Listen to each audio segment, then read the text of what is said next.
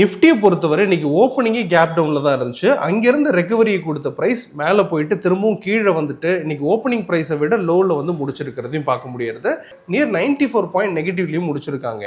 And இப்போ இருக்கக்கூடிய கண்டிஷன்ஸில் யூஎஸுக்கும் ஈரானுக்கும் இருக்கக்கூடிய வார் வந்துட்டு முடிவுக்கு வருமா, அல்லது இந்த சீஸ்ஃபயர் முடிஞ்சாலுமே இந்த வார் திரும்பவும் தொடர்ந்துருமோ அப்படிங்கிற ஒரு காரணத்தினால தான் இந்த மார்க்கெட் வந்து பார்த்தீங்கன்னா ஒரு சைட்வேஸ் மொமெண்டம் கொடுத்துட்டு வருது.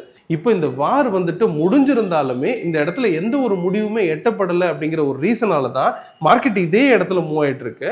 ஏதாவது ஒரு முடிவுக்கு வந்தால் தான் இந்த டைரக்ஷன்ஸ் அப்படிங்கிறது மாறும்னு புரிஞ்சுக்கலாம். பர்டிகுலராக வந்து பார்த்தீங்கன்னா உங்களுக்கு ஸ்ட்ரைட் ஆஃப் ஆல்மோஸ்ட் க்ளோஸ் பண்ணியே வச்சிருக்காங்க, எந்த ஒரு மூவ்மெண்ட்டுமே இல்லை. இதனால க்ரூட் ஆயிலோட ப்ரைஸ் மேலே போயிருக்கு அண்ட் இமீடியட்டாகவே கீழே வந்திருக்கிறதே பார்க்க முடியாது. பெரிய லெவலில் கீழே வரலனாலுமே ஒரு பையிங் ஆப்பர்ச்சுனிட்டி கொடுக்கவே இல்லைன்னு சொல்லி புரிஞ்சுக்கலாம். அதே மாதிரியே பேங்கிங் செக்டர் இன்னைக்கு பெரிய லெவலில் கீழே விழுந்திருக்கு. அதுக்கான முக்கியமான காரணம் என்னன்னா, ஆர்பிஐ வந்துட்டு பார்த்தீங்கன்னா இந்த என்பிஎஸ்க்கு நிறைய ரெகுலேஷன்ஸ் கொண்டு வந்திருக்காங்க. இதனால இந்த நான் பர்ஃபார்மிங் அசெட்ஸ், அதாவது வந்து பார்த்தீங்கன்னா கடன் கொடுத்து கலெக்ட் பண்ணாமல் இருக்கக்கூடிய ஃபண்ட்ஸ் எல்லாம் கலெக்ட் பண்ணுறதுக்கு நிறைய ரெகுலேஷன்ஸ் கொடுத்துருக்காங்க.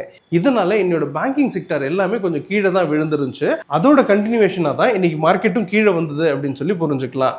அண்ட் நாளைய பொறுத்தவரை ஃபெட் ரேட் டெசிஷன்ஸ் இருக்கு. இதை பொறுத்து மார்க்கெட்டோட டைரக்ஷன்ஸ் எப்படி இருக்கும் அப்படிங்கிறதையும் எதிர்பார்க்க முடியும். இப்போ இருக்கக்கூடிய கண்டிஷன்ஸில் ஃபர்தராக நாளைக்கு எப்படி இருக்கும் அப்படிங்கிறத டீட்டெயிலாக பார்க்கலாம். இப்போ இருக்கக்கூடிய கண்டிஷன்ஸ் பொறுத்தவரை ஆல்ரெடி நம்ம சொன்ன மாதிரியே இந்த டிமாண்ட் ஜோன் 3 இருக்கக்கூடிய 23,555 இந்த ரேஞ்சை நோக்கி தான் வந்துட்டு இருக்கு ப்ரைஸ். அதில் எந்த ஒரு மாற்றமும் இல்லாமல் ஒரு சைட்வேஸ் கொடுத்துட்டு இருக்கு அப்படின்னு சொல்லி பார்த்துட்டு வரோம். அப்போ இதுதான் வந்து பார்த்தீங்கன்னா உங்களுக்கு லாங் டேர்ம் வியூவாக எடுத்து மூவ் ஆகிட்டு இருக்கு. அண்ட் அப்படி பார்க்கும்போது இன்ட்ராடேவில் இது டிமாண்ட் ஜோன் 1 இருக்கக்கூடிய 23,975 இதை பிரேக் பண்ணி சஸ்டெயின் ஆச்சுன்னா அடுத்த டிமாண்ட் ஜோன் 2 இருக்கக்கூடிய 23,820 இந்த ரேஞ்ச் வரைக்கும் வர்றதுக்கான வாய்ப்பு இருக்கு. அண்ட் அதையும் பிரேக் பண்ணி சஸ்டெயின் ஆச்சுன்னா ஃபர்தராக கீழே இறங்கிடும். அப் டு டிமாண்ட் ஜோன் 3 இருக்கக்கூடிய 23,555 நம்ம ரொம்ப நாளாக எதிர்பார்த்துட்டு இருக்கக்கூடிய இந்த இடத்துக்கு வந்து ரீச் ஆகிடும் அப்படிங்கிறது எதிர்பார்ப்பா இருக்கு. சப்போஸ் இந்த பிரைஸ் மேலே போறாங்க அப்படின்னு பார்த்தீங்கன்னா திரும்பவும் அது புல் பேக் ரேலியை மெயின்டைன் பண்ணதுன்னு அர்த்தம். அது என்ன ஆயிடும் அப்படின்னு பார்த்தீங்கன்னா உங்களுக்கு சப்ளை ஜோன் 1 இருக்கக்கூடிய 24,050 பிரேக் பண்ணி சஸ்டெயின் ஆச்சுன்னா ஃபர்தரா இதோட பிரைஸ் அப்படிங்கிறது அடுத்த ஜோனா இருக்கக்கூடிய, அதாவது சப்ளை ஜோன் 2 இருக்கக்கூடிய 24,180 வரை வர்றதுக்கான வாய்ப்பு அப்படிங்கிறது இருக்கு. பட் இந்த இடத்தை பொறுத்த வரைக்கும் பார்த்தீங்கன்னா ரிஸ்கான என்ட்ரிஸ் தான். ஏன்னா மார்க்கெட் மேலே வர்றதே ஒரு புல் பேக் ரேலி, இதுல ஒரு ஆப்பர்ச்சுனிட்டி கிடைக்கும் அப்படின்றத நம்ம சொல்லவே மாட்டோம்.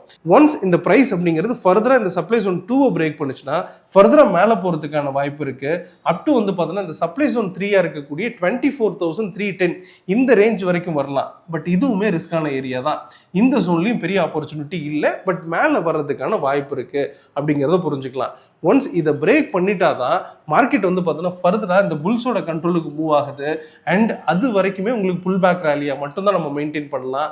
இங்கே வந்தாலுமே திரும்ப இங்கேருந்து கீழே இறங்குறதுக்கான வாய்ப்பு இருக்கு. அதாவது இந்த சப்ளை ஜோன் 3 பிரேக் பண்ணுச்சுன்னா இந்த புல்ஸோட கண்ட்ரோலில் மார்க்கெட் மூவ் ஆகிடும். அப் டு வந்து பார்த்தீங்கன்னா 24,600 வரை வரும் அப்படிங்கிறது எக்ஸ்பெக்டேஷனாக இருக்கு. ஸோ ஓவராலாக இதோட ப்ரைஸ் கீழே, அதாவது டிமாண்ட் ஜோன் 3 வரைக்கும் வரணும் அப்படின்னாலுமே அந்த லெவல்ஸை பிரேக் பண்ணால் மட்டும்தான் ஃபர்தராக அது கீழே வரும் அப்படிங்கிறது எக்ஸ்பெக்டேஷன். அதே மாதிரியே சப்ளை ஜோன் 3 பிரேக் பண்ணுச்சுன்னா ரொம்பவே ஸ்ட்ராங் ஆகிடும் அப்படின்னாலுமே சப்ளை ஜோன் 1 பிரேக் பண்ணுச்சுன்னா சப்ளை ஜோன் 2க்கும், சப்ளை ஜோன் 2 பிரேக் பண்ணுச்சுன்னா சப்ளை ஜோன் 3 வரைக்கும் வரும் அப்படிங்கிறது எக்ஸ்பெக்டேஷனாக இருக்கு. குருடாயில பொறுத்தவரை லைவா 9,446 ட்ரேட் ஆகிட்டு இருக்கு. இதோட பிரைஸ் பொறுத்த வரைக்கும் ஸ்ட்ரைட் ஆஃப் ஆர்மோஸை க்ளோஸ் பண்ணதுனால இன்னைக்கு ஒரே நல்ல 5% மேலே வந்திருக்கு. ஸோ இந்த ஸ்ட்ரைட் ஆஃப் ஆர்மோஸை ஓப்பன் பண்ணாமல் இருக்காங்க. அண்ட் ஈரானுக்கும் யூஎஸ்க்கு இடையில இருக்கக்கூடிய இந்த வார் அப்படிங்கிறது முடிவுக்கு வரல, அல்லது இந்த பேச்சுவார்த்தை முடிவுக்கு வரல அப்படிங்கிறதுனாலையும் இதுல எந்த ஒரு டெசிஷனும் எட்டப்படலை அப்படிங்கிறதுனாலையும் இந்த இடத்துல ஒரு டென்ஷன்ஸ் அப்படிங்கிறது கிரியேட் ஆயிருக்கு. இதனால தான் வந்து பார்த்தீங்கன்னா க்ரூட் ஆயிலோட பிரைஸ் மேலே வந்திருக்கு. இது பிரைஸ் மேலே வந்ததுனால இந்தியன் மார்க்கெட் கொஞ்சம் ஸ்ட்ரகிளோட கீழே வந்ததையும் பார்க்க முடிஞ்சது.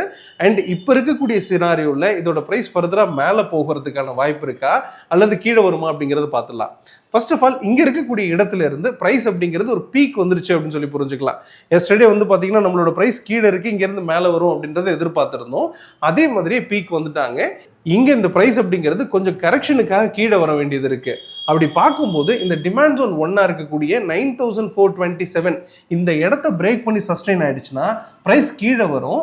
அண்ட் அப் டு வந்து பார்த்தோன்னா இந்த டிமாண்ட் ஜோன் 2 இருக்கக்கூடிய 9,232 இந்த ரேஞ்ச் வரைக்கும் வந்துட்டு திரும்பவும் மேலே போகிறதுக்கான வாய்ப்பு அப்படிங்கிறது ரொம்பவே அதிகம்னு சொல்லி புரிஞ்சுக்கலாம். அண்ட் இந்த இடத்துல கன்ஃபர்மேஷன் பார்க்க வேண்டியது இருக்கு. அண்ட் இங்கே வந்துட்டு மேலே வர்றதுக்கான சான்ஸ் தான் ரொம்பவே அதிகம்னு புரிஞ்சுக்கலாம். சப்போஸ் இந்த பிரைஸ் இந்த டிமாண்ட் ஜோன் 2 பிரேக் பண்ணுச்சுன்னா ஃபர்தராக கீழே வரும். அதாவது இந்த 9232 இந்த ரேஞ்சை பிரேக் பண்ணுச்சுன்னா ஃபர்தராக கீழே வரும். அப் டு வந்து பார்த்தீங்கன்னா இந்த டிமாண்ட் ஜோன் 3 இருக்கக்கூடிய 9051 இந்த ரேஞ்ச் வரைக்கும் வந்துடலாம். அண்ட் இதுவுமே வந்து பார்த்தீங்கன்னா ஒரு ரிஸ்கான ஏரியா அப்படிங்கிறத புரிஞ்சுக்கலாம். அண்ட் இங்கேருந்து திரும்பவும் மேலே போகிறதுக்கான வாய்ப்பு அப்படிங்கிறது ரொம்பவே அதிகம்னு புரிஞ்சுக்கலாம். அண்ட் இதையும் பிரேக் பண்ணுச்சுன்னா, ஜென்ரலாக பிரேக் பண்ணுச்சுன்னா ஃபர்தராக கீழே வந்துடலாம். அப் டு வந்து பார்த்தீங்கன்னா இந்த டிமாண்ட் ஜோன் 4 இருக்கக்கூடிய 8750 இந்த ரேஞ்ச் வரைக்கும் வரதுக்கான வாய்ப்பு அப்படிங்கிறது ரொம்பவே அதிகமாக இருக்குது. இங்கே வந்தாலுமே ஸ்டில் மேலே போகிறதுக்கான வாய்ப்பு தான் ரொம்பவே அதிகம்னு புரிஞ்சுக்கலாம். அண்ட் இதை பிரேக் பண்ணுச்சுன்னா தான் ஃபர்தராக பியர்ஸ் கண்ட்ரோலில் மார்க்கெட் மூவ் ஆகுது. அதாவது இது வரைக்கும் கீழே வர்றது எல்லாமே வந்து பார்த்தீங்கன்னா ஒரு கரெக்ஷனுக்காக இந்த லெவலை பிரேக் பண்ணுச்சுன்னா, அதாவது 8750 பிரேக் பண்ணி சஸ்டெயின் ஆயிடுச்சுன்னா பியர்ஸோட கண்ட்ரோலுக்கு மாறிடும். அதாவது இந்த இடத்துல இந்த ஸ்ட்ரைட் ஆஃப் ஆர்மஸ் டோட்டலாக ஓப்பன் பண்ணிட்டாங்க அப்படிங்கிற மீனிங் கிடைச்சிடும். அப்படி இருந்ததுனா தான் இங்கே கீழே வரும் அப்படிங்கிறதும், இந்த இடத்துல இருந்து மேலே போகிறதுக்கான வாய்ப்பு இருக்கு. பட் கொஞ்சம் வந்து பார்த்தீங்கன்னா பீக்கில் இருக்கிறதுனால ஒரு கரெக்ஷன் கொடுக்கறதுக்கான வாய்ப்பு தான் இருக்கு. சப்போஸ் இந்த பிரைஸ் கரண்ட் ஜோன்லேருந்து மேலே போகிறதுக்கான வாய்ப்பு இருக்கா அப்படின்னா அதுக்கான வாய்ப்பு ரொம்ப கம்மி. அப்படி மேலே போகணும்னா அதுக்கான கன்ஃபர்மேஷன்ஸ் அப்படிங்கிறது இந்த சப்ளை ஜோன் 1, அதாவது 9542 பிரேக் பண்ணி சஸ்டெயின் ஆயிடுச்சுன்னா பிரைஸ் மேலே போகிறதுக்கான வாய்ப்பு ரொம்பவே அதிகம். அது அப் டு வந்து பார்த்தீங்கன்னா இந்த சப்ளை ஜோன் 2 இருக்கக்கூடிய 9845 இந்த ரேஞ்ச் வரைக்கும் போகும் அப்படிங்கிறது எக்ஸ்பெக்டேஷன்.